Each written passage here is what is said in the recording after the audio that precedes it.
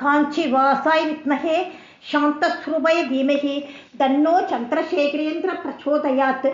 தெய்வத்தின் குரல் ஒவ்வொரு இல்லத்திலும் ஒலிக்கட்டும். தெய்வத்தின் குரலோட 3வது பாகம் இன்னைக்கு. அதில் ரிட்டையர்மெண்ட் லைஃபுக்கு என்ன பண்ணணும்? நாங்கள் ரிட்டையர் ஆன கிழங்களாச்சே, தொழிலை விட்டுட்டோம், எங்களால் என்ன உதவி பண்ண முடியும் அப்படின்னு நினைக்கவே வேண்டாம். உங்களால் தான் ஜாஸ்தி முடியும் என்று உங்களைத்தான் இத்தனை நாள் எதிர்பார்த்துட்டு இருந்தேன். நீங்கள் உங்களை பட்டு போன மரம் என்று நினைக்காதீங்கோ. மனசு வச்சா நீங்கள் இந்த தேசத்தை தேவலோகமாக கூடிய கல்பக விருட்சங்கள் என்று நான் நினைக்கிறேன். தெய்வ பலத்தை தனக்காக இல்லாமல் உலகத்துக்காக செய்தால் கிழத்தனத்தின் பலகீனமும் ஓய்ச்சலும் இல்லாமல் உங்களை விட உற்சாகமாக பண்ணலாம். கிழவன் நானே சொல்கிறேன், கேட்டுக்கோங்க. ஆஃபீஸ்காரிங்க போக மிஞ்சிய நேரத்தில் என்ன பண்ணுறோம்?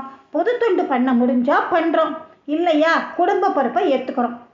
ரிட்டையர் ஆன பிறகு ஃபுல் டைம் சோஷியல் சர்வீஸ் பண்ணுற பாக்கியம் உங்களுக்கெல்லாம் இருக்குது.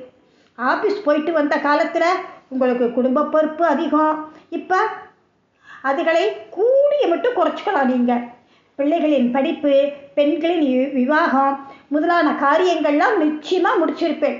அதுக்கப்புறம் பேரன் படிப்பு, பேத்தி கல்யாணம் அப்படின்னு இழுத்து போட்டுட்டு செய்யாமல் கொஞ்சமாவது குடும்ப பொறுப்புகளை அடுத்த தலைமுறைக்கு விட்டு கொடுங்கோ. தங்கள் ஆத்மாவை கவனித்துக் கொள்வதும் உத்தியோக காலம் முடிந்த பின் என்ன பண்ணுறோம்? சொந்தமாக பிஸ்னஸ் பண்ணலாமா, ஃபேக்ட்ரி வைக்கலாமா, ஏதாவது ஃபார்ம் ஒர்க் பண்ணலாமா அப்படின்னு நினைக்காம தன்னை கடை தேற்றி கொள்வதற்கு வழியை தேடணும். இத்தனை நாளாக பண்ணாத அனுஷ்டானங்களை இப்போதாவது பண்ணலாம் இல்லையா? அதை பண்ணி முடிச்சதுக்கப்புறமா சத் விஷயங்களை தாங்கள் படித்தும் கேட்டும் தெரிந்து கொள்வதோடு மற்றவர்களுக்கு அவற்றை எடுத்து சொல்வது பெரிய உபகாரமாகும்.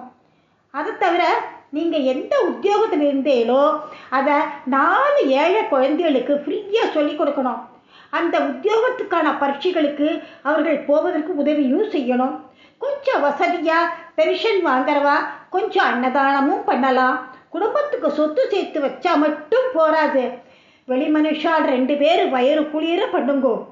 ஆதரவில்லாதவர்கள் என்ன பண்ணுறா? திருட்டு பொருட்டுன்னு எவ்வளவோ பண்ணின்னு இருக்கா. அதெல்லாம் குறைக்கணும். அதுக்கெல்லாம் நம்ம ஒரு 2 பேருக்கு உதவி பண்ணினாக்க அதில் கொஞ்சம் குறையும். திருடர்கள்லாம் கொஞ்சம் குறைஞ்சிருவா. அதனால் ரிட்டையர்மெண்ட் ஆனவா மற்றவாளையும் கவனிங்கோ. தன்னோட குடும்பத்தை மட்டும் கவனிக்காதேங்கோ, அடுத்த வாழையும் கவனிங்கோ. இதெல்லாம் நான் சொல்லலை, மகா பெரியவா சொல்கிறா. நன்றி, வணக்கம்.